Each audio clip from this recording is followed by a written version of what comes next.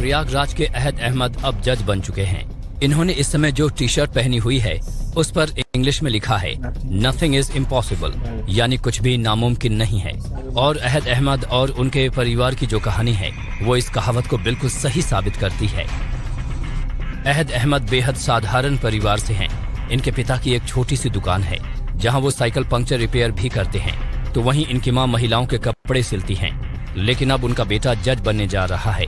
30 अगस्त को यूपी में PCSJ की भर्ती के जो नतीजे जारी हुए उसमें अहद अहमद का भी नाम है। अहद को ये कामयाबी पहली ही कोशिश में मिली है, वो भी बिना किसी कोचिंग के, सिर्फ अपनी मेहनत के जरिए। BLLB करने के बाद ये लगभग 2 साल की बात थी। 2 साल मेरी तैयारी रही है, जनवरी 2021 से लेके अभी तक, और ये उसी का परिणाम है कि सक्सेसफुल रहा। और पारिवारिक कठिनाइयों की वजह से कोचिंग तो नहीं कर पाया, लेकिन घर पे ही तैयारी की। टेस्ट सीरीज वगैरह किसी कोचिंग में ज्वाइन की थी और फाइनली सिलेक्शन हो गया। बेटे को यहाँ तक पहुँचाने में माता पिता का बड़ा योगदान रहा। बताया जा रहा है कि अहद को पढ़ा लिखा कर कामयाब इंसान बनाने का आइडिया उनकी माँ अफसाना को एक फिल्म देखकर आया, जिसके बाद उन्होंने कपड़े सिलाई करने शुरू कर दिए।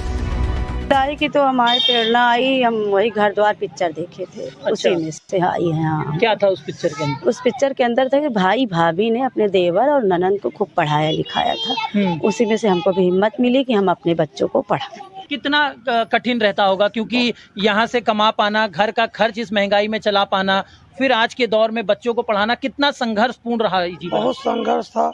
इसी एक दुकान के सहारे सारा खाना पीना, आना जाना, घर द्वार, पढ़ाई लिखाई सब इसी से किया। और कोई हमारे पास कुछ है नहीं, जैसे जगह जमीन होती है, खेत वगैरह सब नहीं। अहद अहमद 4 भाई बहनों में तीसरे नंबर पर हैं। अहद अहमद प्रयागराज के नवाबगंज इलाके के छोटे से गांव बरई हरक के रहने वाले हैं।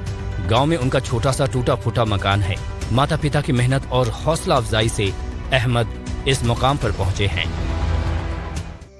दोनों लोग जो है, मेरे पापा मम्मी दोनों लोग हमेशा से सहयोग दिया है। और काम में हाथ बटाने का जहाँ तक सवाल है तो अक्सर वो मुझे मैक्सिमम टाइम पढ़ाई के लिए देते थे, लेकिन जैसे कुछ काम, जैसे खाना खाना हुआ या फिर पापा को आराम करना हुआ, तो वो मुझे दुकान पे भेज देते थे, तो मैं दुकान पे भी बैठता था। हाथ बटाते थे? जी जी बिल्कुल। कितना टफ लगता था उस वक्त की ये? दिल कभी भरोसा नहीं होता कि निकाल सकते हैं। जो लोग निकालते हैं ये एग्ज़ाम, मुझे यही लगता था कि शायद ये किसी और ही ग्रह से आते हैं, शायद ये हमारे समाज के लोग नहीं होते।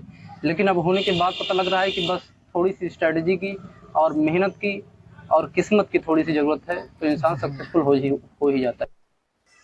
किसी ने क्या ही खूब कहा है, टूटने लगे हौसले तो ये याद रखना, टूटने लगे हौसले तो ये याद रखना, बगैर मेहनत के तख्तो ताज नहीं मिलते। कि मेहनत इतनी खामोशी से करनी चाहिए, कि मेहनत इतनी खामोशी से करनी चाहिए कि कामयाब एक दिन शोर मचा दे, कि कामयाब एक दिन शोर मचा दे। अहद अहमद ने कुछ ऐसा ही कुछ करके दिखाया। हम और आप इस वीडियो में देखें कि वो बेगर कोचिंग किए एग्ज़ाम दिया और वो एग्ज़ाम में क्वालिफाइड किया और वो अभी जज के लिए सिलेक्शन हो गया है और वो जज बनेंगे। मुझे उम्मीद है कि इस वीडियो से आपको भी हौसला मिला होगा, आपको भी मोटिवेशन मिली होगी। आप खूब पढ़िए, खूब आगे बढ़िए और हौसला रखिए। और ये वीडियो आपको कैसा लगा आप कमेंट करें, वीडियो को लाइक करें, दोस्तों और रिश्तेदारों को शेयर करें और हमारे चैनल को सब्सक्राइब करें। फेसबुक में देख रहे हैं तो फेसबुक पेज को फॉलो करें। फिर मिलते हैं किसी नए वीडियो के साथ, तब तक अपना ख्याल रखिए। अस्सलामु अलैकुम व रहमतुल्लाह।